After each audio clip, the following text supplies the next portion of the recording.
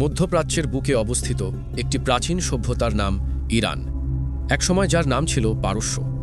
হাজার বছরের ইতিহাস, রাজা, সম্রাট, বিপ্লব, যুদ্ধ আর আধুনিক রাজনীতির টানাপোড়েনে গড়া এই দেশ আজও বিশ্ব রাজনীতির গুরুত্বপূর্ণ খেলোয়াড়। শিখন টিউবের আজকের প্রতিবেদনে জানব ইরানের গৌরবময় ইতিহাস থেকে শুরু করে আধুনিক সময় পর্যন্ত পুরো তথ্য, যা আগে কখনো শোনেননি।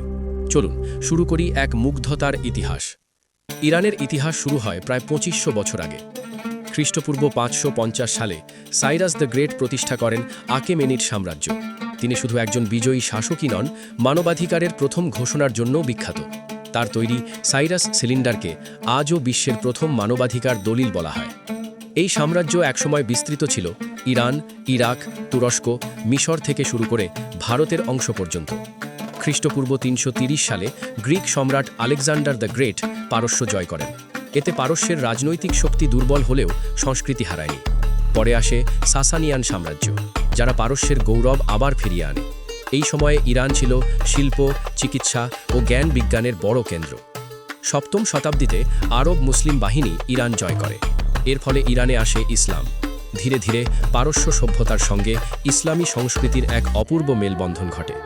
আজকের ইরানের ভাষা, ফার্সি, সাহিত্য, কবিতা সবকিছুতেই এই যুগের ছাপ স্পষ্ট। বিশ্বখ্যাত কবি হাফেজ, রুমি, ফেরদৌসি সবাই এই ঐতিহ্যের ফসল। ষোড়শ শতকে সাফাভি রাজবংশ ইরানে ক্ষমতায় আসে। এই সময়েই ইরানকে আনুষ্ঠানিকভাবে শিয়া মুসলিম রাষ্ট্র ঘোষণা করা হয়। এর প্রভাব আজও আছে। আজকের ইরান বিশ্বের সবচেয়ে বড় শিয়া অধ্যুষিত দেশ। ১৯০০ ও ২০ শতকে ইরান ইউরোপীয় শক্তির প্রভাবের মধ্যে পড়ে। বিশেষ করে ব্রিটেন ও রাশিয়া তেলের জন্য ইরানে হস্তক্ষেপ শুরু করে। ১৯২৫ সালে ক্ষমতায় আসেন রেজা শাহ পাহলভি। তিনি ইরানকে আধুনিক রাষ্ট্র বানাতে চেয়েছিলেন। রেললাইন, স্কুল, সেনাবাহিনী গঠন করেন। কিন্তু তার ছেলে মোহাম্মদ রেজা শাহ এর শাসনামলে পরিস্থিতি বদলে যায়। ইরানের ইতিহাসে সবচেয়ে বড় মোড় আসে ১৯৭৯ সালে।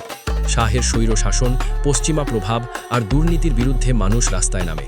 এই আন্দোলনের নেতৃত্ব দেন ধর্মীয় নেতা আয়াতুল্লাহ রুহুল্লাহ খুমেনি। ফলাফল, ইরান হয়ে যায় একটি ইসলামী প্রজাতন্ত্র। রাজতন্ত্রের পতন ঘটে, শুরু হয় ধর্মভিত্তিক শাসন ব্যবস্থা। বিপ্লবের পরপরই শুরু হয় ভয়াবহ যুদ্ধ। ইরান বনাম ইরাক ১৯৮০ থেকে ১৯৮৮। এই যুদ্ধে মারা যায় প্রায় ১০ লাখ মানুষ।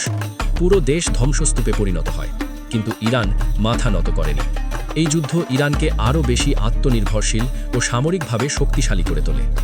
২০০০ সালের পর ইরান শুরু করে পারমাণবিক কর্মসূচি। ইরানের দাবি এটা শান্তিপূর্ণ বিদ্যুৎ উৎপাদনের জন্য। কিন্তু যুক্তরাষ্ট্র ও ইউরোপের সন্দেহ ইরান গোপনে পারমাণবিক বোমা বানাচ্ছে। ফল, ইরানের ওপর একের পর এক আর্থিক নিষেধাজ্ঞা। ডলার সংকট, মুদ্রাস্ফীতি, বেকারত্ব সবকিছুতেই ভোগে সাধারণ মানুষ। আজকের ইরান একদিকে প্রাচীন সভ্যতার গর্বে গড়া দেশ, অন্যদিকে আধুনিক রাজনীতির কেন্দ্রবিন্দু। সিরিয়া, লেবানন, ইয়েমেনে ইরানের প্রভাব, যুক্তরাষ্ট্র ও ইসরায়েলের সাথে উত্তেজনা। মধ্যপ্রাচ্যের শক্তির ভারসাম্যে ইরান বড় খেলোয়াড়। সব মিলিয়ে ইরান এখন শুধু একটি দেশ নয়, বরং একটি রাজনৈতিক শক্তির নাম।